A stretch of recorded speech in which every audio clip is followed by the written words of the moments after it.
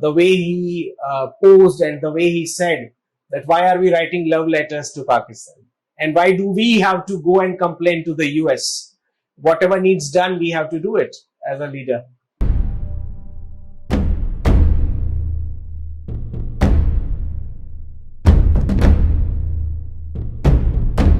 So when we say no first use policy, we never said that we will not explode your bombs in your territory. We can do that.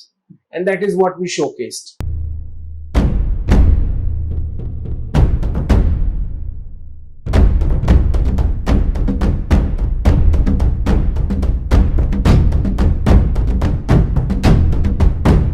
You also saw how they've been passing acts like the Waqf Act, the Places of Worship Act.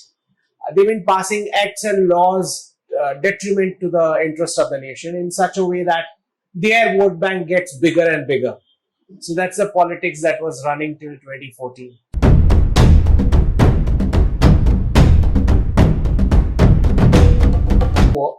This operation will continue until we grab back POJK. Oh. It could be 1 month, it could be 10 months, it could be...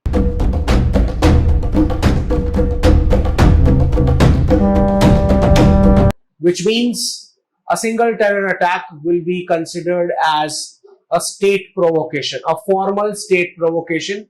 Pakistan Army would no more be able to say that these were some people, we don't know. That kind of roundabout things will not work anymore.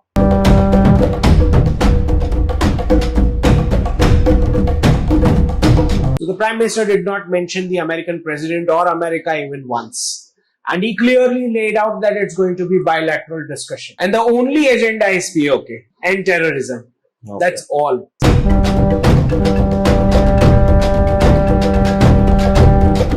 Whatever that happened that day at the Kirana Hills, I suspect that it would be some kind of an American material over there.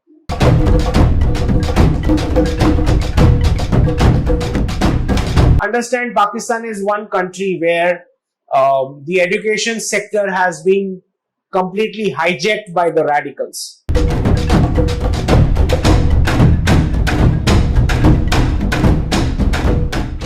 Namaste and a very warm welcome to the Nationalist Madrasi. Today we have a very special guest, a person who predicts everything before it happens. One of the finest geopolitical analysts in our country. Namaste, Dr. Ankit Shah. Jai Shri Ram. Jai Shri Ram. Thank you so much for your time in this crucial geopolitical happening which is done in the world, and I think more or less we have went to a war with Pakistan. Let us discuss about that and the future of geopolitical space in India. We will discuss about Indian economy and other things in a later part. As of now, we can discuss about what happened in Sindoor and what will be the happenings which is going to take place in next few months, or let's say few years also. I think you are one of the first person to predict that there is something which is going to be happening like this. I think in May 2nd or 3rd, you have given an interview to some of the channels where you have predicted a full scale of a attack which is going to be happen in Pakistan as well. How do you know that? Because most of your predictions in the economic side as well as in the geopolitical side come true. And sometimes, like, even we think, like, where is this man getting all this information and all? Like, I used to ask this question every time. But in case of a war kind of a situation or an attack kind of a situation, how do you predict these things? First thing, and how do you see the things which has happened? Let us discuss about Operation Sindoor in a very detailed manner. First of all, we have to understand, because my analysis have mostly been about body language of leaders, dates of history, and cash flows. When all three things match, I give out a prediction. So when we talk about this India-Pakistan conflict, and if you look at the history of how the Prime Minister has been functioning, his rule over here in Gujarat that we have seen, and when you had the horrible attacks in Mumbai, right, 2008, the way he posed and the way he said that why are we writing love letters to Pakistan? And why do we have to go and complain to the US? Whatever needs done, we have to do it as a leader. So the resolve was already solid, in the sense that if you look at the entire defense acquisition over the years, you would realize that, I mean, I remember about 3 years back when I was asked about when could Pakistan India can go for a conflict. On one of my talks, I clearly said when we will have at least 3 units of S-400 ready with us, we'll go for it. So we do have 3 completely operational units already with us. So if you look at how Atmanirbhar stuff began, right from the way DRDO was functioning, the Akash missiles, the way the BrahMos were test fired multiple times, you had a misfire happening in Pakistan. So if you look at the entire journey of this many years, it clearly looks like that the plan is solid, and the forces would have war gamed how we want to go about, what are the multiple alternatives that we have, in what time slots we can achieve what. So I think there's never a doubt about Indian forces doing this kind of stuff and giving out results. There was always a doubt about the political will, and that was missing. Okay. And that is what we got with the Prime Minister. Okay. So the entire team has done an awesome job. When the first news came about the terror attack in Pahalgam, if you look at this entire Operation Sindoor beginning, the first attack happened, and the Prime Minister was in Saudi Arabia. He was on a state visit, so he had to cancel his state dinner and he just rushed back. He cut short his trip, I think. Yes, he cut short his state visit, and JD Vance was here At the time of attack. at the time of terror attack. So the timing has been very crucial, because this is not something that could have gone unanswered. So it was very clear that something is going to happen for sure, right? The way Prime Minister came back, they had the meeting at the airport, right? On 24th itself, I think 24th April itself, I posted BrahMos showcasing, yes, we are going for it. And by, I think, 27th or 28th, the Navy test fired BrahMos and checked the operational capabilities and stuff like that. Mm-hmm. Besides that, when we talk about predictions, there were multiple dates of history which came parallel with this entire weeks. Okay, so I was very clear that one of these dates are going to be the day of retaliation. So I think I predicted about 24th April, probably that. And since the followers were asking me, they wanted to know the exact date. But I have been very clear about this. When it comes to national interests, I do not, because even if I see, I'll not put it out in a way that harms the nation. So I just posted to give a symbolism, that's Bengal tiger. Okay. Now, obviously, Tagore is not Bengal tiger, never called a tiger. But then you don't want to leak out what I can see to the enemy forces. Mm-hmm. So I just posted this tiger thing, and Okay. So, then you left everyone clueless. and the actual date is actually 9th May. Okay. But there is this thing of celebration on 7th as well. Okay. So this happened on 7th May. Okay. Fine. So we will come to the working style of Prime Minister in the later part. So I just want to know, what is the permanent solution to deal with Pakistan? We'll talk about the Operation Sindoor. What is a permanent solution to deal with Pakistan? Because this thing is not a year or a day or a decade thing. This is happening for almost more than 50 years, more than a century. I mean, half a century it is happening. So what is a permanent way to deal with Pakistan? Or Prime Minister clearly said terror and trade can't happen together. And if it is going to be a talks with Pakistan, it is almost with terror as well as the POK. So he didn't mention POJK. I think you also mentioned in your recent tweets that it is not POJK, it is POK. And what's brooming? So because I think he also mentioned that Operation Sindoor is the new policy which we are going to follow. This is not an operation which is going to end. Yes. Yeah, it's not a 10-day drill or 10-day strikes on Pakistan. It's going to be a new policy of ours. So what does this mean? I think, can we come to a conclusion that this is a traditional shift in the foreign policy of Prime Minister Modi and as well as Indian government? Well, we got to understand this entire threatening posture which Pakistan had been giving for decades was under the security of their nuclear umbrella. So what happened with this conflict is you struck somewhere nearby to their sites. Okay, whether it was command and control center, whatever that the news be. Okay, now there are contrary reports to it, whether it happened, didn't happen, and things like that. But the way the pause happened, the temporary pause, that clearly shows that we must have hit there, somewhere nearby that.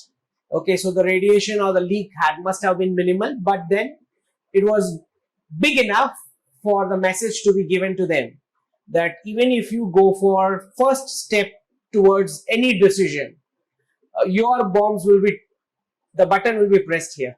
Okay, so when we say no first use policy, we never said that we will not explode your bombs in your territory. We can do that. And that is what we showcased. So the nuclear bluff was anyways called out during Balakot itself, that they never retaliated. But this time, we have not just called out their nuclear bluff. This time, we are saying that we are going to attack your nukes. The last time, we said that you are not going to threaten us with nuclear warnings. This time we are saying we will attack your nukes and explode it in your territory before it comes here. So it's like it's denuclearizations with Pakistan still being a nuclear power. Okay, it's like denuclearization in the Indian They Ocean. have the nukes, Okay. but they will explode in their own territory, is what we are saying. Okay. So before their prime minister or whoever the last person be to press the button will be pressed here. It will explode in their territory, is what the message being given. Got it, got it. So I told you about, we'll discuss the working style of the Prime Minister. I think in the recent times, never had ever a Prime Minister spoke so ferociously and to the world especially, because he is addressing the nation as well as the world. And when the Pahalgam attack was happening, after the aftermath of Pahalgam attack, he was there in Bihar, if I'm not wrong. Mm-hmm. There he spoke in English. That's the message to the world as well. And we will revert back, we will retaliate back in a ferocious manner. Tell me something what made Prime Minister Modi to act against Pakistan, which the previous government didn't do. If you take UPA 1 and 2, there was continuous and like serial attacks which was happening. Train blast, bus blast, like wherever, all like, cities, everywhere. I think you would have been witnessing that very closely as well. And Mumbai Taj attack, 26/11. It's like, so it was like, and day in and day out, there has been attacks in Kashmir and something like that was happening. So I ask you a question in the middle. Like, I think this is the time to discuss that question. What made the Prime Minister to act? Because the same Air Force, the same Army, Navy has been existing for all these years. And only the government changes, only the leadership changes as well. So what made the Prime Minister Narendra Modi to act on these issues, whether it is Uri, Balakot or Operation Sindoor as well? Because I think even Air Marshal who did the Balakot strike, I forget his name, and he told that we were insisting the government to act after 26/11. And you are one such person who was watching those eras very closely, be it 26/11 or the serial blast, bus blast, whatever it is happening between 2004 to 2014. What changed actually? What made the Prime Minister to swiftly act upon? Because every time we have the international pressures, be it UPA or NDA, it is not that we don't have an international pressures. Every time we have an international pressures on that scale. So what happened and what changed? Well, if you see the entire history of how domestic politics has run in this country, you know, so many of opposition and political parties, particularly Congress, the way they have been in power for so many decades, their politics were linked, their vote bank were directly linked to harming the national interests. So you not just saw how the terror attacks were digested without any confrontation or any visible counter to that, but you also saw how they've been passing acts like the Waqf Act, the Places of Worship Act. They've been passing acts and laws detriment to the interests of the nation in such a way that their vote bank gets bigger and bigger. So that's the politics that was running till 2014. So we also saw how Tibet 1962. Okay, even when it was 2013, Xi Jinping had just come to power, and he was able to take some land again Exactly. in 2013.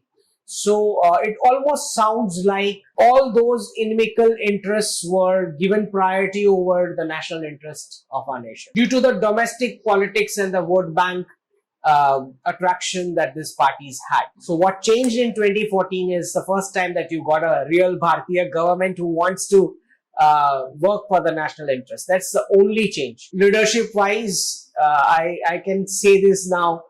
You're not going to get this kind of leader again. And as long as he's there, I'm sure he's also going to work on the future legacy being taken care of. Sir, the Operation Sindoor, the manner in which the Air Force or the Navy, I think Army is still not in much of an action which is there. We can expect that. Can we expect that soon? That was my question. And so, Operation Sindoor is a new policy which we are going to follow against the terror and with Pakistan. So this will continue. Okay. This will continue. It's a temporary pause until the next flashpoint. You get a next flashpoint, they'll again bombard Pakistan the same way. So this operation will continue until we grab back POJK. Oh. It could be 1 month, it could be 10 months, it could be 3 years. Okay. But we are going to strike and strike and strike until all the terror sources are completely wiped out within their territory. We'll discuss about the Pakistan steps or the Pakistan army which has been there in the news completely. We'll talk about that. But taking back POK, what are the challenges we have? Because I think that is not going to be an easy job, or we can say that, okay, that is not impossible also. That is possible, but that is going to be a tougher job. So what are the challenges we have in front of us? That too in front of the Modi government, because they have already started. And the Prime Minister has clearly given out a statement that, okay, if it is going to be talks, it is going to be on POK only. So what are the challenges in front of Prime Minister Modi and the Indian government? So the Prime Minister gave a very crisp speech, 20 minutes something. The important pointer was there will be no difference between a state attack and a terror attack. We are going to consider terror attack as an act of war. Okay. Which means a single terror attack will be considered as a state provocation, a formal state provocation. Pakistan army would no more be able to say that these were some people, we don't know. That kind of roundabout things will not work anymore.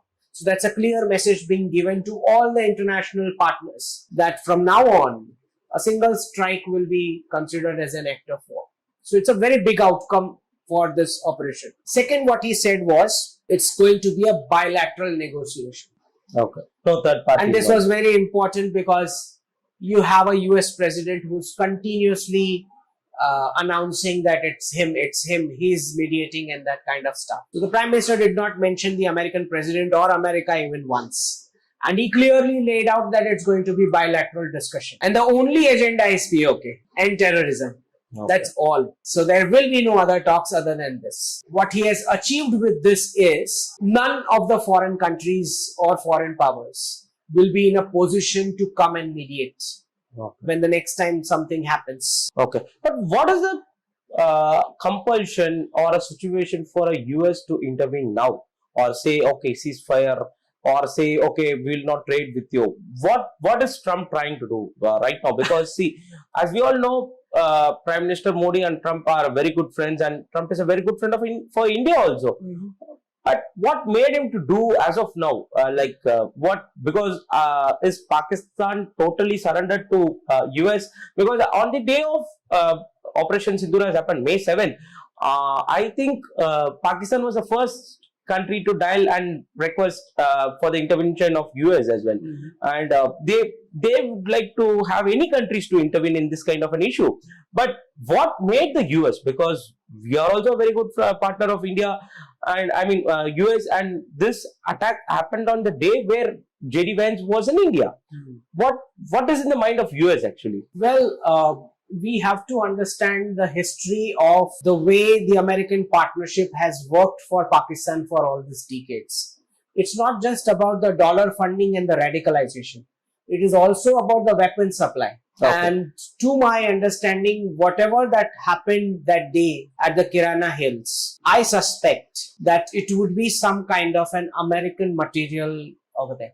Part of that material could be American, Okay. because that is why they were so insistent on immediate closure of what is happening. Because understand one thing, F-16s were already embarrassed. Yeah.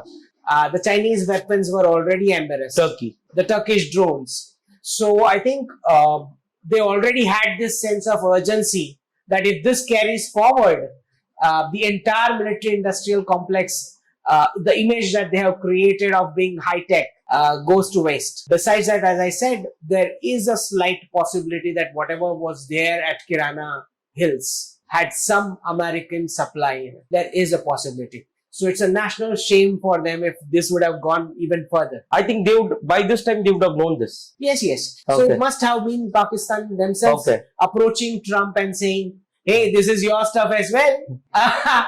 You are also going to get embarrassed, so do something. So that is exactly what would have happened. Okay. And he showed it as we also asking for a ceasefire, which exactly was not the case. We haven't contacted her. No. Okay. It's just, he's just going ahead of everybody and declaring it. Okay. And the unfortunate part is so many multiple countries use the same word, ceasefire. They all gave out statements using the same word, which is what is not good in terms of the outcome what we would have liked. So I think Prime Minister was visibly disturbed with this kind of behavior. Okay.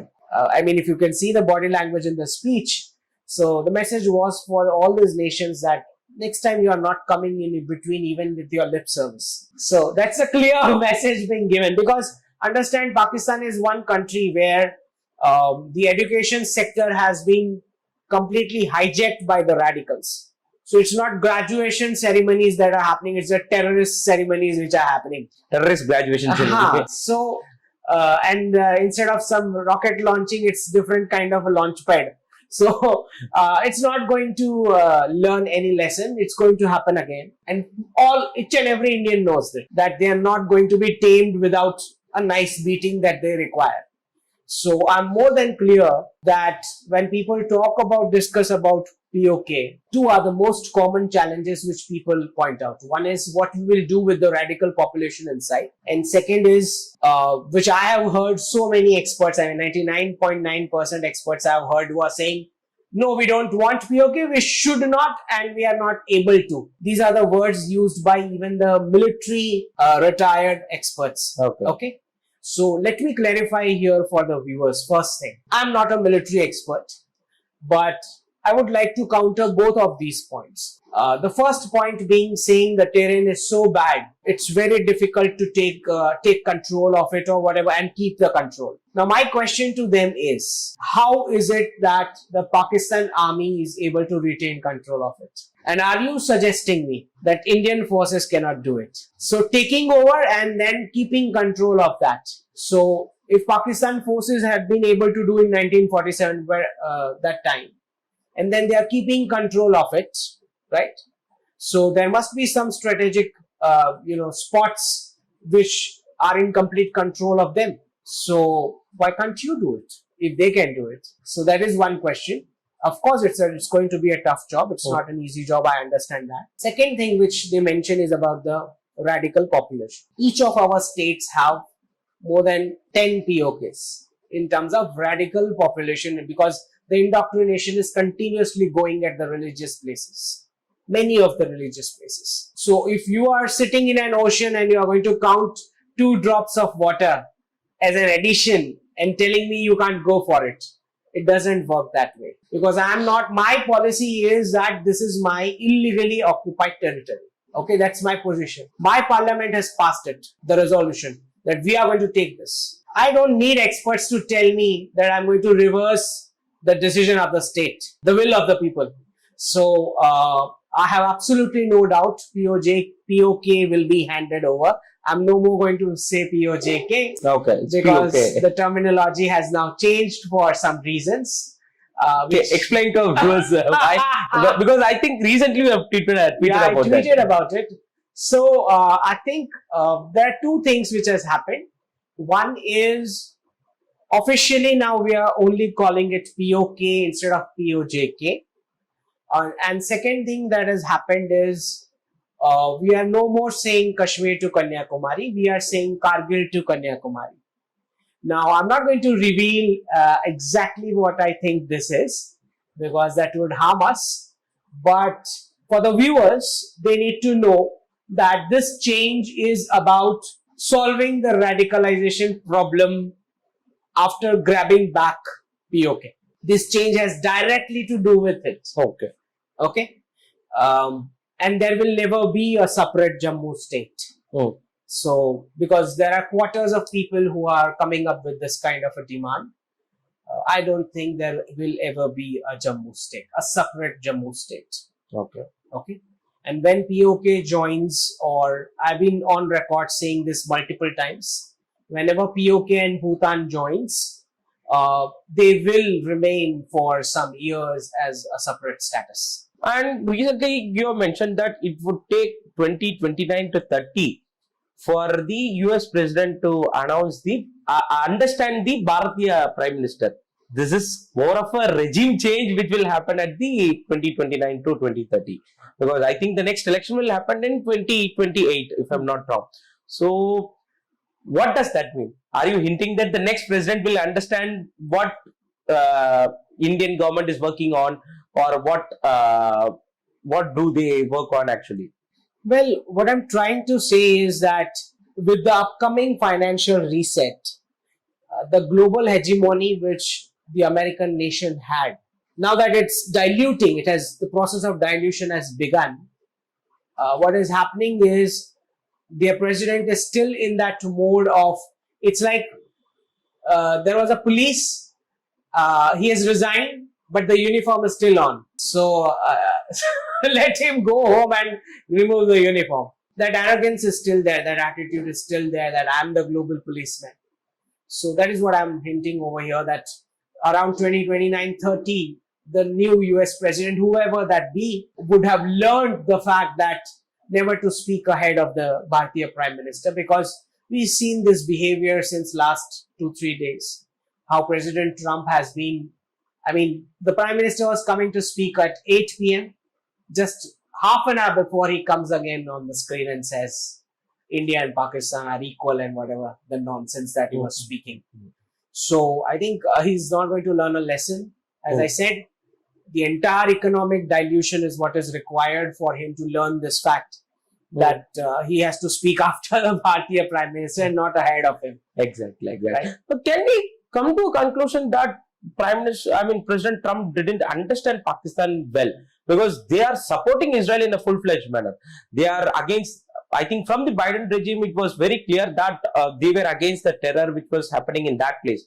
But when it comes to Pakistan, why are they taking a different stand? It is that whether they didn't understand the Pakistan in a very well mannered, or what is, there are nuclear, that is okay, but you can't have two different policies with the state of terror, one in Gaza, one with Israel separately, and one with Pakistan, or one with India separately to deal with terror. What conclusion can we come upon? Well, first of all, he has an image for himself which he thinks that he will crack all the deals with least violence. This is what he thinks in his mind. Oh.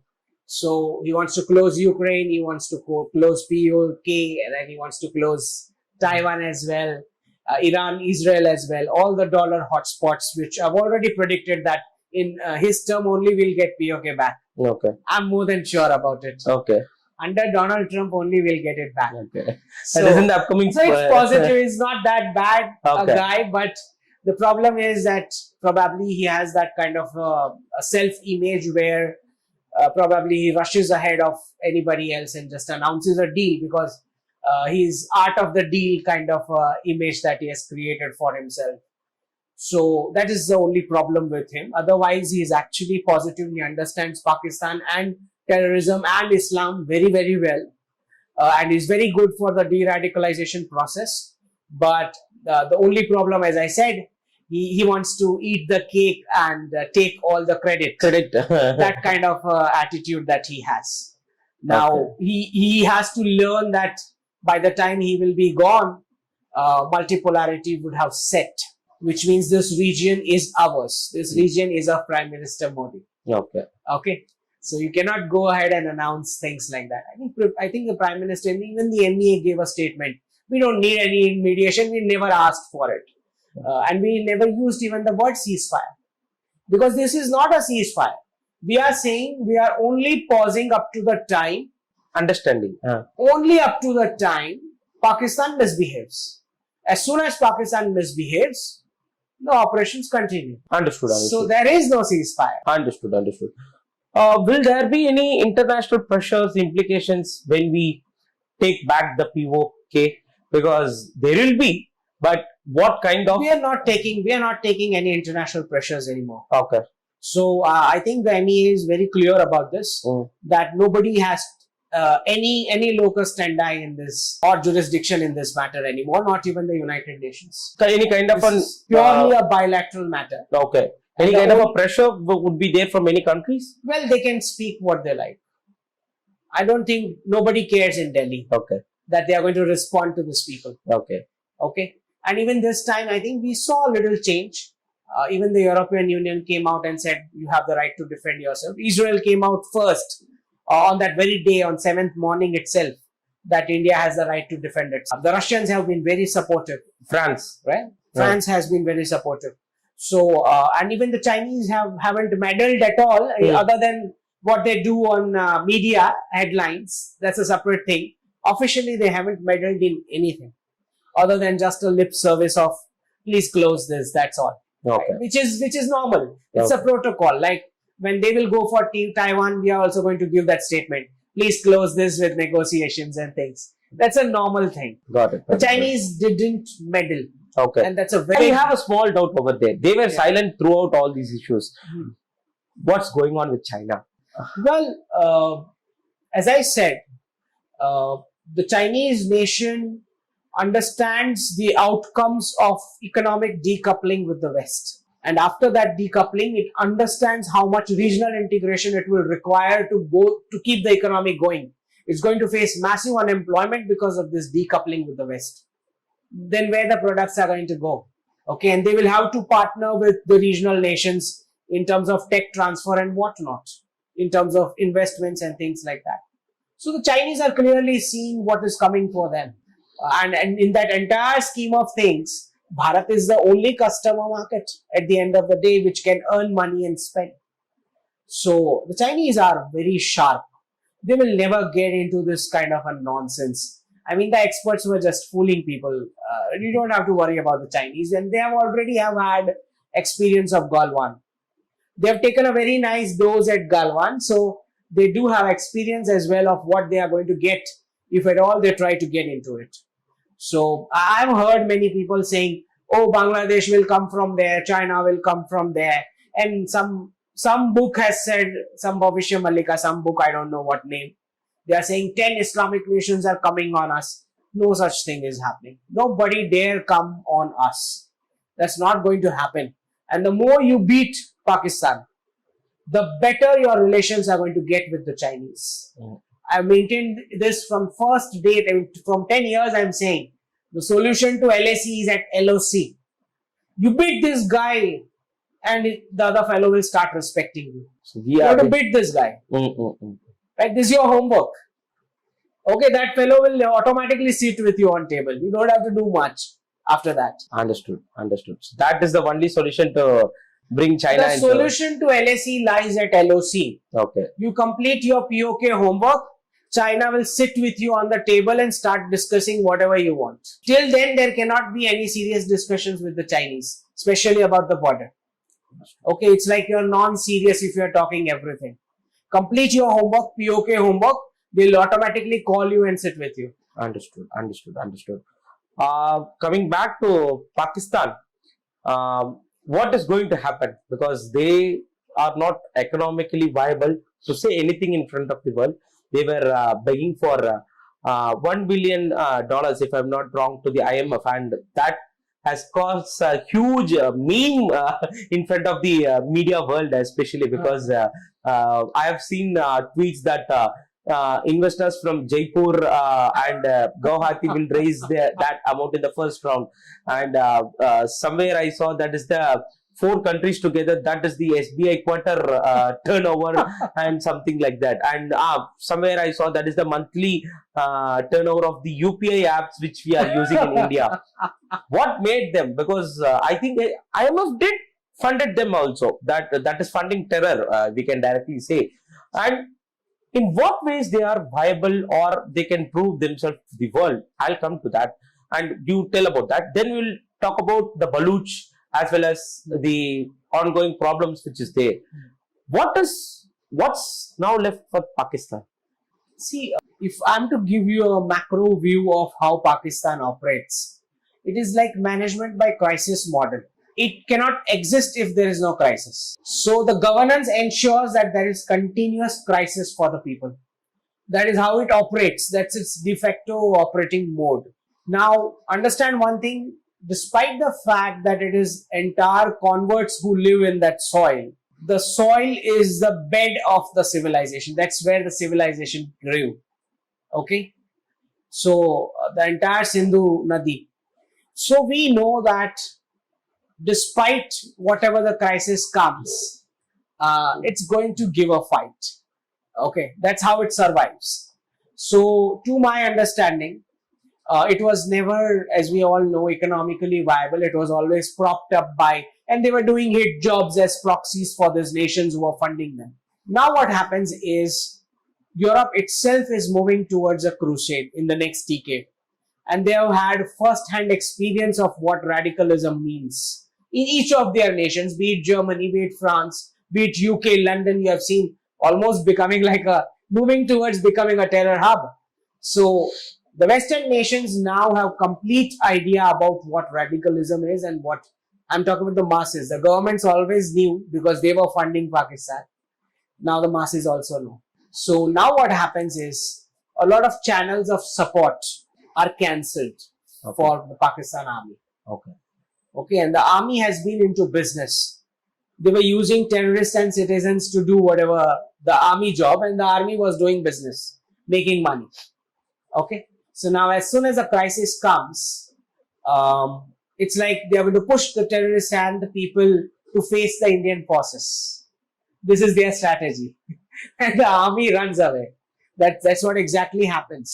Every all time. the time. Every time. And if they have to blame somebody, they are going to blame the Prime Minister. Exactly. While they are taking all the decisions, calling all the shots, they are going to blame the Pakistani Prime Minister and the political parties. This has been the case. This time what happened is, the masses have now realized the consequences of what a real war looks like.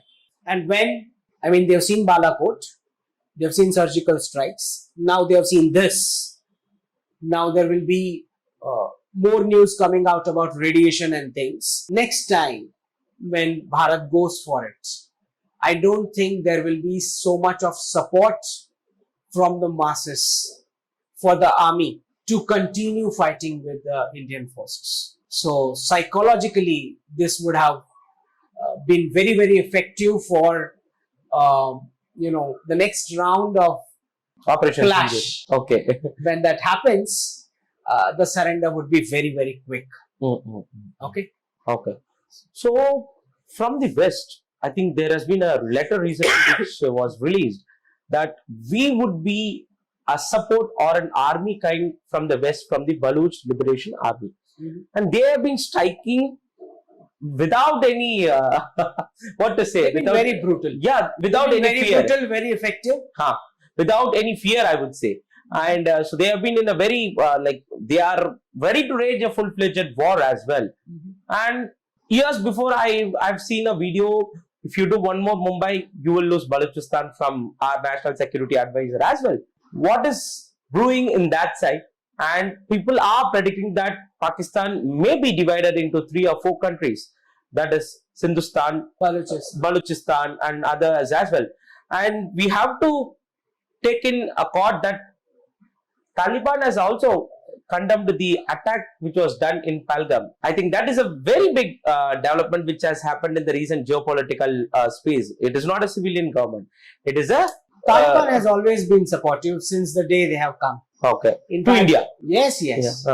They've Okay. been our very strong partner Okay. in the sense that even when the Americans were leaving Afghanistan, Indians were the only size of people, chunk of people who were the safest and the most respected in that evacuation process. When everybody else were running, they had safety issues. The Indians had absolutely zero safety issues when that evacuation was happening. So in that sense, and we've been very helpful to them, be it vaccines, be it supplying wheat or rice, be it their dams, their roads, their hospitals. We've been working with them hand to hand, despite the fact that we do not approve of the kind of governance they have. So to understand that Taliban has legacy issues with, they do not accept the Durand line. Okay. Besides that, they also have a claim on Balochistan. Iran also has a claim on Balochistan, and Balochistan itself has a claim that they want to be an independent nation. State. Okay, so there are multiple factors over here, which is chilling over the Pakistani regime. So understand one thing from here: Pakistan has two options.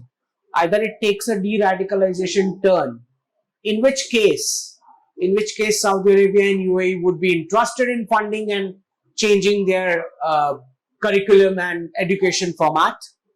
And if they're not taking that path, Return to another Gaza. it turns into, they've lost Bangladesh, then they're going to lose Kashmir, they are going to lose Gwadar already because of the heavy debt they've caused with the Chinese. It just breaks further and further if it does not take the de-radicalization path. Okay. But understand, our forces are not going to go for anything other than POK with a direct motive of breaking the country. Okay. So yeah, when we get the POK, then it is breaking the country as well. We'll do just for the POK because that's our official legal position, that this is our illegally occupied territory. Oh. So as far as Balochistan or other areas are concerned, we could be giving all other sorts of help to those who are aggrieved in that region. Okay. That's maximum that we can do. Okay. So be it wheat, be it rice, be it vaccines, be it buying some toys, we'll go for that. But Understood. we are not sending our boots on ground for any of these breaking of further paths within Pakistan. Understood. So Operation Sindoor is still on as the official statement given by the Air Force. What kind of immediate actions? Because our final goal is to take back POK, and Pakistan is now surrounded by all sort of pressures which is there in its own country as well. And Shahbaz Sharif, as he told, like, we have won the war, and it has been briefed by all the Well, they win every war. all these kind of but I'll like to ask one question. What is the narrative they are trying to set? Because we are making every narrative. Like PM himself visited the Adampur air base, and then that has been a clean. Yeah, he has been giving pictures in front of the S-400 as well. They told that we have hit the S-400, and they told that we have hit the Adampur air base. They told that we have hit the runway of the Adampur air base. What sort of fake news are they trying to give it to the world? And I don't know how Pakistani people are believing this kind of a fake news. And do we need to project that kind of narratives which they are playing in front of the world? Well, understand, this nation has always been on, it's like a religion has been given to them like drugs. Okay. And this is not just Radicalization. This is not just the case of Pakistan. This is happening even in India. Even in India, in some pockets, the religious clerics are giving a complete separate view of our operations to the Muslim community, some sections of their community. So this is very natural to them that they never lose any war. That's a kind of a grooming that has happened in their minds, indoctrinated from a young age. And they've been given this kind of slogans like one Muslim is like a 10 Hindus and stuff like that. So in their minds, in their world, they never lose anything because they have to keep motivating them to become a radical. So in Pakistan, this has happened with all the wars, be it Kargil, be it 1965, be it 1971. They still claim and celebrate 1971 war. Exactly. Can you believe Even it? after they lose. Even after losing it. So this is a original. This nation is an original meme on this planet. So it's just like, I mean, it's good. I mean, if that's the way they think, well, nothing can happen. We just keep beating them. That's all. During this course, I would like to bring this question especially. During this course of war, so people from a separate section has been insisting on de-escalation for the first 2 to 3 days, maybe. And then suddenly posts have been coming praising Indira Gandhi, like Indira needs India, Indira misses India, India misses Indira, something like that.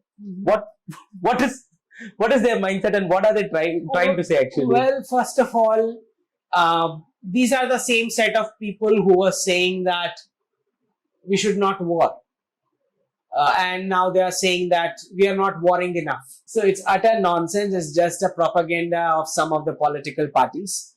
And if at all they are comparing with Indira Gandhi's era, then I think it's a very stupid point because, first of all, both the countries were not so much nuclear, okay, during at that time.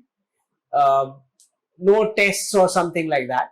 No anti-nationals much. There were no anti-nationals inside the country. Yeah. Besides that, the media space was not there. There were no Aman ki Asha aunties during those times. And what did she achieve?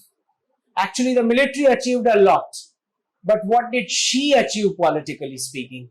She gave back all the prisoner of war. 93,000. Okay, she was made a monkey out of these negotiations. She could not impose a secular constitution in Bangladesh.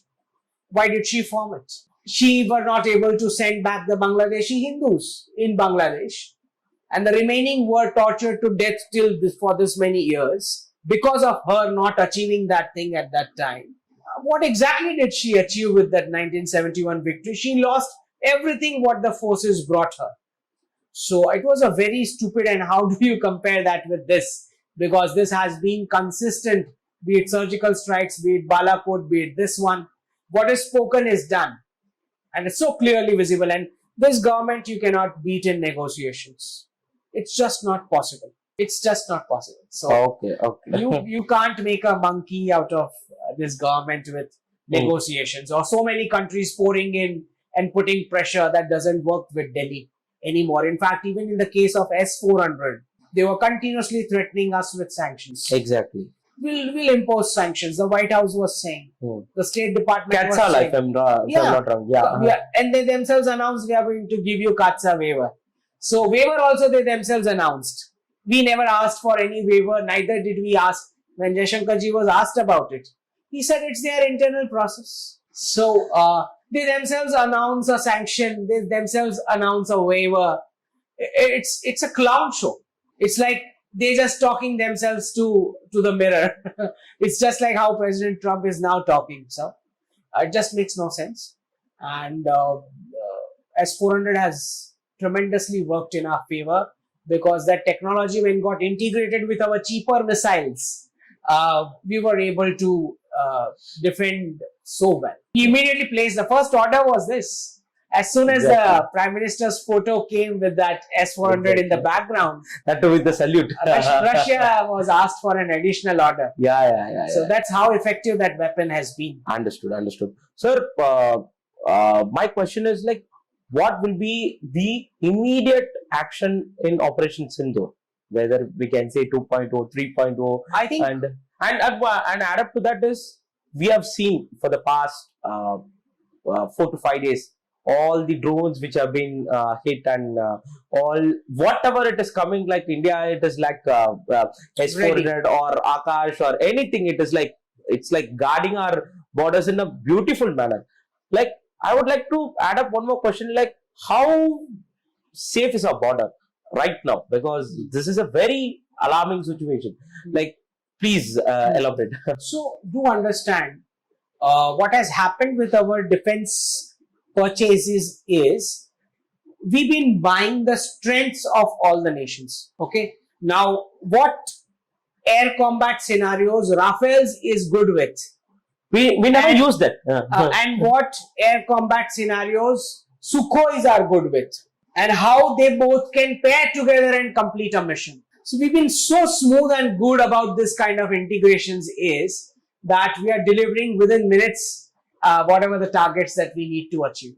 So what has happened is, and this is a very common criticism by experts. Oh, why are we buying multiple things? Well, because each of these multiple things are good with different things, Exactly. different scenario, right? There is not one weapon which is going to cover everything, all kind of scenarios. Especially when there is a dogfight going on, or you are on an attack mission. You want to drop something from within your territory, or you want to go inside and drop something.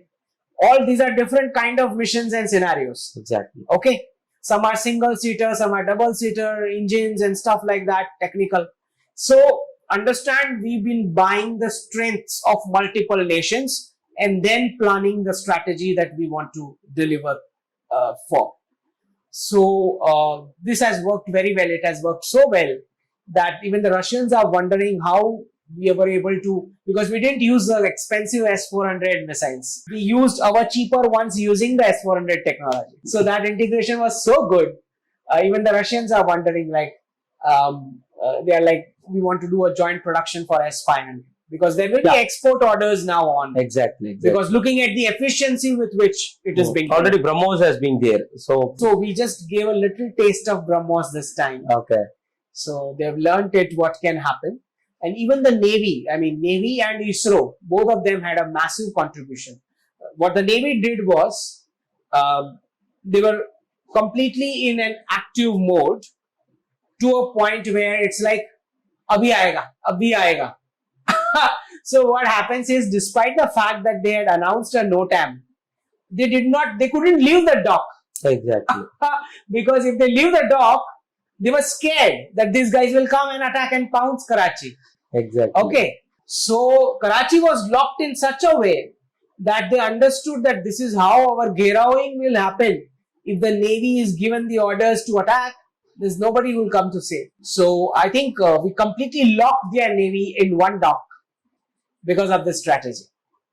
Okay, despite the fact that they were not able to showcase some big things, but maybe next time. Okay, so more actions are expected in the upcoming days. Well, certainly. Sir, we will talk about your economic predictions in a very detailed manner, because I think that is your home ground. Because 100% of your predictions came through actually.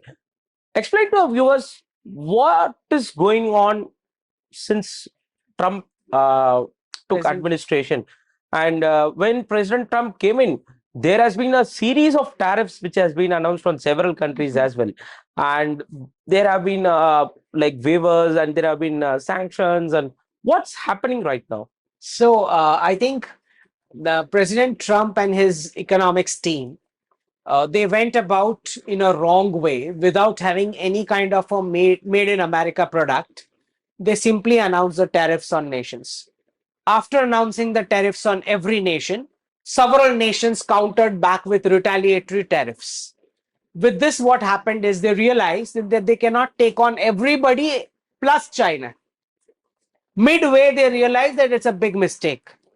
So he started reversing back on the tariff numbers with some nations. Now what has happened is, the latest news says that a US-China deal is about to be finalized. Okay. So both the countries are now reducing each other's tariff rates, which they just bounced upon when Trump was in that mood of, I'm going to let everyone kiss my ass, was the word he used for negotiations. So I think President Trump learned a nice lesson. Okay. And now he understands the importance of the Chinese supply chain. Okay. And both nations are now going to reduce the tariffs. Okay. But decoupling is confirmed, which means eventually it is going to be China plus 10 manufacturing, not China plus 1. Okay. Which the media will highlight. The fake media will say China plus 1. The fact is, it's going to be China plus 10 manufacturing. Okay. So, to my understanding, yuan is supposed to appreciate. Okay, so it will be able to buy more American products rather than the reverse thing happening, which was yuan was being devalued and they were exporting. Now the reverse things will happen, and one of the predictions, as you might have seen as well, 5% remittance tax on whatever the NRIs transfer as money. Sir, I think you have also done a prediction on like what to say. I think 24/5 2023. I think about 200 denomination notes rest in digital rupee is the way to go, but cash should be there till the denomination forever. I think then recently, April 29th, you have tweeted 28 April 2025, Reserve Bank of India ensured that 75% of the ATM dispensers rupees 100 and rupees 200 notes by September, 90% by next year, March. So 2024 predictions is coming true actually. So, what is happening in the Indian side? We'll come to the global side. We'll discuss some of the Indian economy for some time. What is happening in the Indian side in terms of everything, which is UPI or the economic sanctions, or what? How are we placed economically? Because I think globally, Indian economy is one such economy which have survived COVID and which is a fast growing economy right now in the present day. Like, how do you see the Indian growth and the growth of other countries compared to India as well?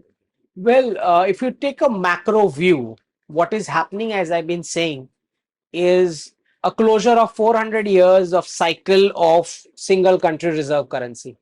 So with that, a lot of glorified services sector positions which were created just because there was an endless printing machine with the United States. A lot of those jobs are going to vanish in the Western world, and a few of them here as well. So post 2030, I see a wrap up of classroom to jobs model. I mean, the classrooms will have to adapt themselves to skills based learning, regional languages, and stuff like that. In this background, when we see what the government gave right now, which was 12 lakh income tax exemption, I see it as a stimulus being given for tier one cities, classroom to jobs people, the effect of which will remain till 2030.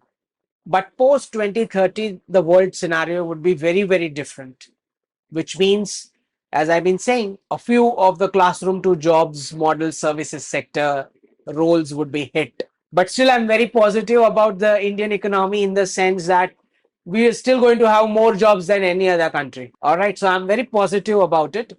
But we have to orient people for this new kind of a world where, a single piece of degree is not going to give you 15, 20 years of guarantee of work. It has to be more skills based.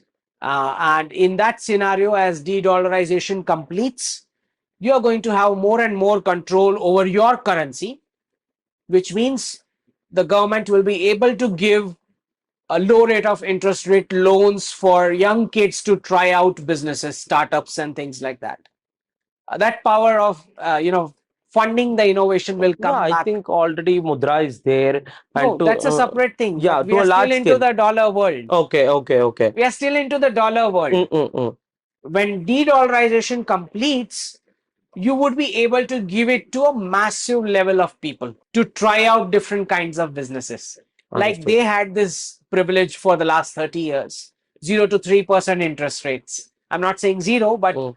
certainly the young students will be able to launch their business ideas and stuff like that. That's the path to go going forward.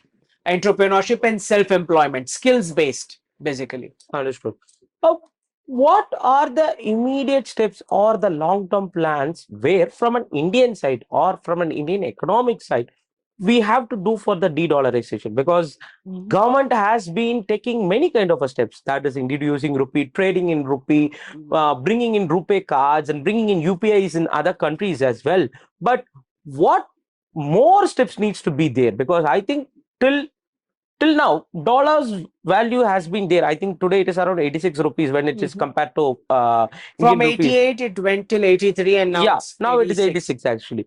But what is the process do we need to follow in a constant manner? Because that has been the general currency of a rupee, I mean, to the world for a very long time. To replace that, a huge steps has to be taken. As you said, Chinese yuan is there, and pounds are there, and we can keep on telling what is there in the world, throughout the world. But rupee has been playing a crucial role in the recent times, whether it is from post 2014 or post 2019 as well. We can say that the rupee is playing a crucial time. Maybe during the time of a COVID, there has been a stoppage, or there has been some of a lagging which was there. But now, since you said many things about multipolarity, bipolarity, something like that, what step do we need to take, or what step do we need to follow consistently for de-dollarization and as well as the internationalization of rupee? So, to my understanding, eventually all the payment mechanisms are going to be linked with each other. So, I will not be surprised that eventually, after all this chaos, what happens is multiple payment mechanisms will be linked with each other. And you should not be requiring any currency in between once that is concluded. Of course, it's going to take years, but I think post 2029 30, there is a doubt if at all you would require any currency in between. And even if you do require, these are going to be CBDC coins which are being exchanged. Okay, so it's going to be a electronic format. Okay, even in the multilateral trade format. So technology essentially replacing dollar and the English language both. Somebody is going to speak in Tamil, I'm going to hear it in Gujarati in real time. Now, why do we require English in between? In that sense, the same thing is going to happen with multilateral trade. Okay, you are paying in dollars, I'm getting in rupees. Somebody's paying in yuan, I'm getting in rupees. I don't need another currency to come in between. That's what technology is going to do with the US dollar and English language. China has been our economical rivalry for decades, and it takes more decades to counter them, to grow over them, or to grow above them. In that case, what is the immediate steps we need to follow, sir? Well, I would not idealize the Chinese way of growth, because the two societies are fundamentally different. I'm not just talking about a communist governance. I'm saying the Chinese were able to, or in fact, the West actually trained them to achieve this.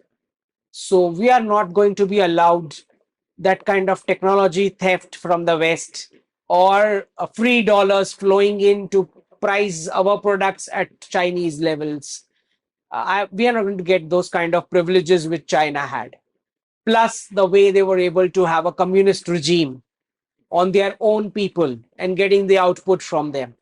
And if you look at the discipline which the Chinese population has, the work discipline, I don't think we Indians are going to achieve that discipline ever. Okay.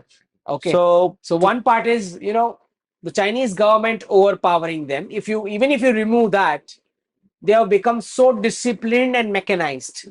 We are never going to achieve that level. Okay. So, and we should not, because ultimately both the societies are completely different in their long-term viewpoint of what growth is.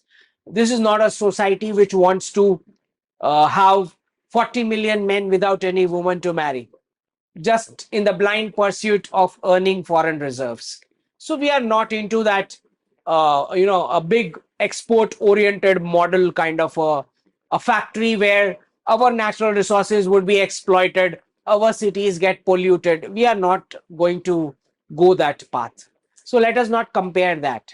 But what we would like to do is more kind of production by masses and customized production by masses, and only the surplus going to the elite of the rest of the world.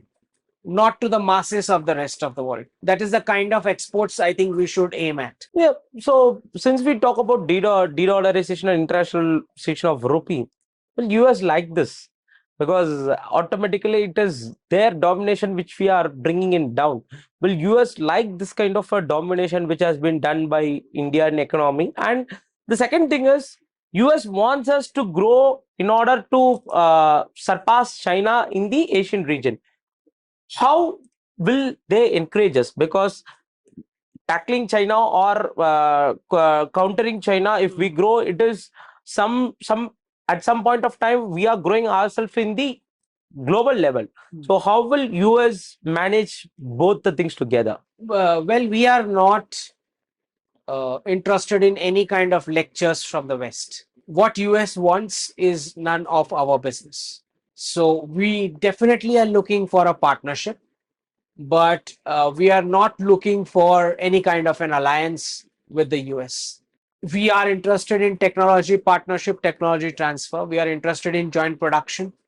We are interested in some of the matching values and work ethics that we have to a level, but we do not agree with their global plans of domination. So Delhi has to carve out its own path in a way where we are not going to label the Chinese, Russian, or the American as enemies. We have to understand where our interests overlap with each of them, and work out win-win in those situations where these overlaps can happen. For the rest of the part, we can leave it to our decisions. So that is there. That Yeah. is the so I think the shift which has been taking place for the And last whether, I mean, since you mentioned whether US will like de-dollarization or not, understand they have reached a point where dollarization or the reserve currency status which they have, if they continue with this status, in the next 5 years, the Chinese will take over their entire national security structure. okay. So I do not think dollarization or the reserve currency status is in the interest of Americans either. Okay. Second, they have a huge mountain of debt on their head, which they have to wipe out clean. Because of the free dollar printing, their society has become almost unproductive and demonic in terms of consumption. So they have to rectify that as well. They cannot be living off their, their purchasing power. Mm. So it cannot happen for any longer. And also, the Americans are not going to be asked, the government or even their president, because those people who are calling the shots about, how global geoeconomics functions, they are not going to ask American citizens about whether dollar should stay in the status or not, because when dollar was taken to that status, neither the American citizens were asked, nor the government, or not neither the president. Okay. So there are more important and more deep powers at play over here. And they do realize that the Western population has completely aged to a point where reversal is almost impossible. And they are interested in profits. And profits is a factor of young population consuming. So young population which consumes, and if they are handed over a currency which is having a good purchasing power, that makes maximum profits to the powers to be. Understood. Understood. Understood. And one last question, actually. So to finish off with, you have been mentioning about the reset and the falling of banks, which is happening in the US regularly. How do you see that the present government, which is working on that scale, because DOG has been taking a number of steps to tackle down what uh, issues have been happening in and out. So, how do you see the present government tackling over there? And an additional question is, how do you see the Indian government, which is having a vision on the geopolitical economics? And because I think right now we are the fourth biggest, largest Fourth economy. largest. Yeah. And Modi ji told in his next term he'll bring it to the third largest as well, US, China, and India. So, what are the possibilities, and how do you see the government is working through this scale actually? Well, the prime minister has been a visionary from the beginning. As you know, he has a target of a 2047 Viksit Bharat.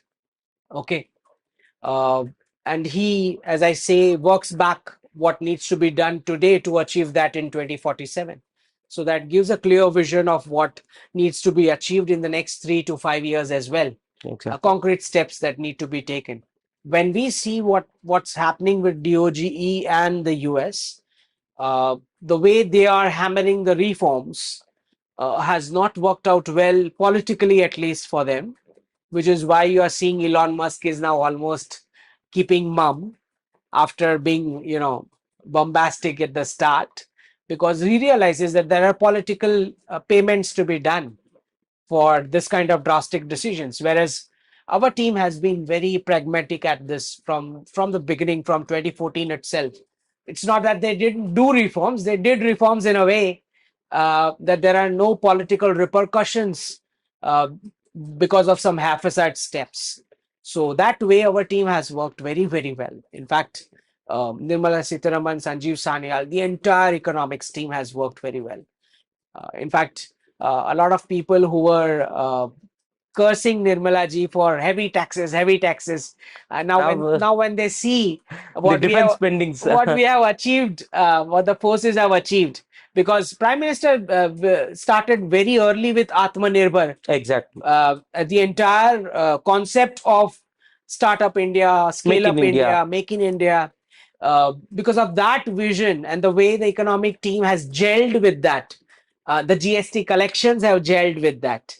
Now even common people can see the benefits that we are reaping out of it.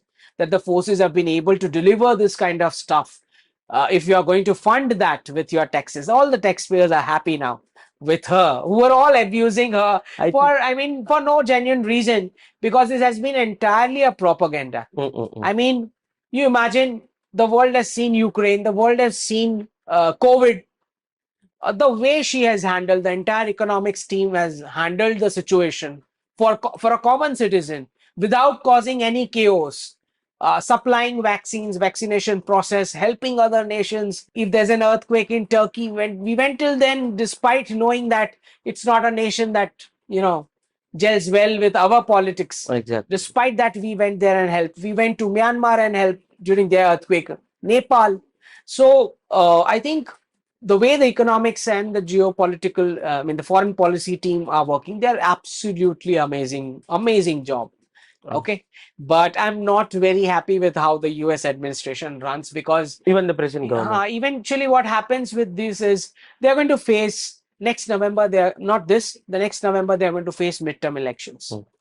So the haphazard way in which they have introduced reforms without understanding the political repercussions, I think it is going to cost Trump. And if they lose the midterm elections, if at all they lose the November elections, midterm elections, the next 2 years, he will be a president who's like a sitting duck. Okay. He won't be able to do anything if he loses that.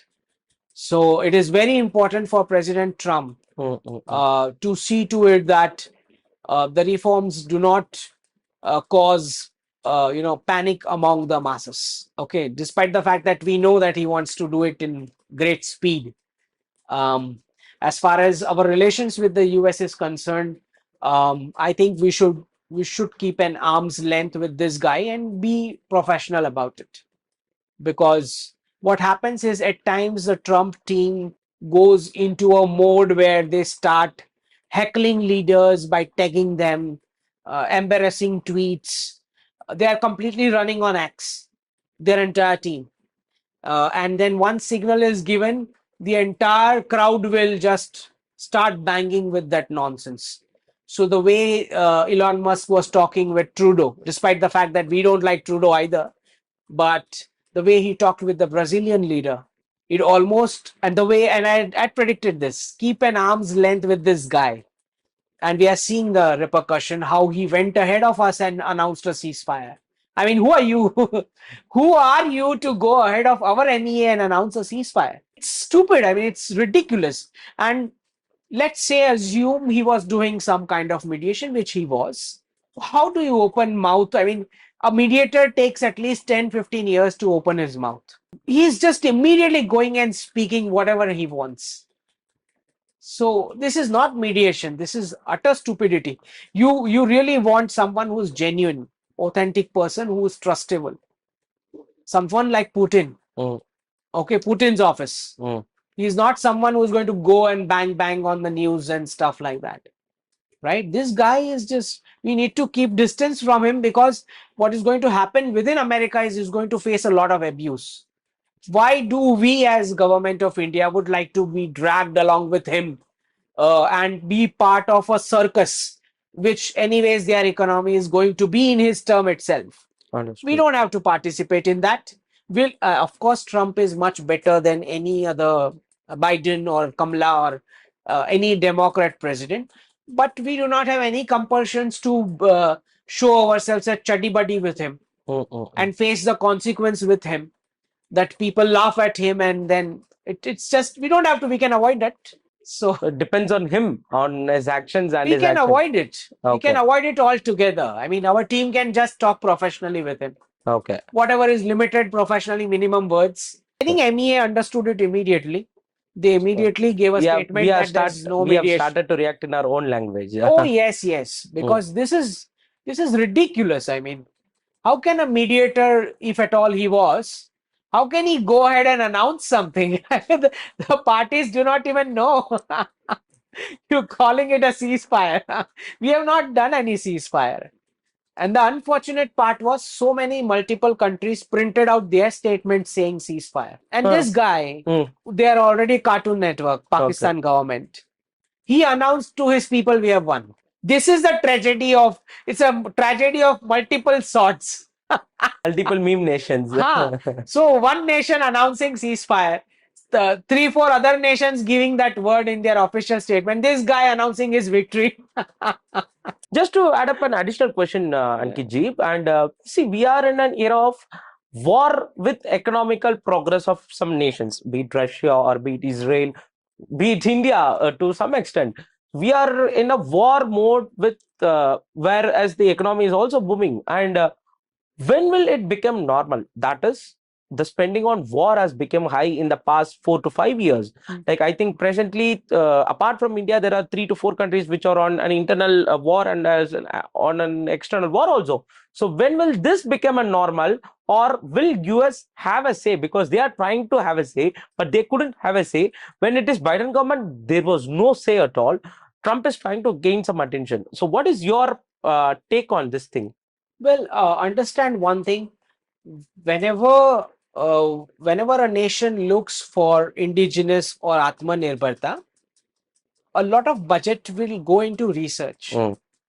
So these are capex expenditure. I mean, well, the later you start, the more will be the research expense, and the generation of technology that you want to build on your own, the more time that takes, and that automatically translates into a working capital getting fixed into that project Exactly. for a longer period of time, which has financial costs. So we started off late, unfortunately, after 2014 on a lot of indigenous weapons because of our political reasons, you know that. So the taxpayers will have to take this burden for a while. As far as United States is concerned, well, uh, if they do not learn to behave, ultimately after some years we are going to take their companies, because this is not the way. I mean, we are looking for partnership, we are looking for technology transfer, we are looking for joint production, but it has to happen on our terms, because this is the hub from where we are going to export these weapons across the region to all our partners. Exactly. From Saudi Arabia to Laos, Cambodia. And now you come and tell me you are not going to give us technology. How do we deal with that? And just imagine, this guy, he just openly comes out and says, I threatened both the nations that will not do trade deal if you don't stop this. I mean, I mean, obviously nobody takes him seriously. But imagine tomorrow, if we had his weapons? Today, when we don't have his weapons, he is going ahead and saying that you have to stop this, or else no trade. Oh, Pakistan anyways has what trade? all the repercussions is for us. Exactly. Huh? We are facing this for all these years. So he is threatening us with cancelling the trade ties if we don't react to a terror attack. Tomorrow, if we are dependent on his weapons, what all he will do. So this is completely an unreliable partner. Tomorrow some Democrat will come. The Democrat will immediately start talking sanctions. So these are, it's just, I mean, they've lost all credibility. How do we deal with this, guys? Which is why an authentic leader like Putin is much better, irrespective of what quality of that weapons are. So Okay. in short, we can say that a trustable friend is more than Oh yes. needed. Tomorrow, what happens if we have an entire fleet of F-35 and he just locks them with a kill switch? What do we do? And what happens if we require emergency supplies for maintenance? What happens? Obviously. Oh, we can't go with this country anymore. I mean, either their companies are shifting here, as I'm saying, because if they don't learn to behave by 2030, we'll take all their companies. I'm Understood. very serious about it. Understood. Because see, companies ultimately need profits. They're not going to wait for what Trump's mood is today. Understood. That's not how companies function. Thank you so much, Ankit Shah ji, and it has been a very insightful talk whenever we speak with you. Thank you so much, and we have a request that you should come regularly to our channel, either in offline or in online mode as well. And because your insights, it's I have been regularly following you in Twitter for the past 2 years, and I know your thoughts and your predictions as well. So I would request, I have only one request: you should come and give us regular interviews. Thank you so much. Jai Jai.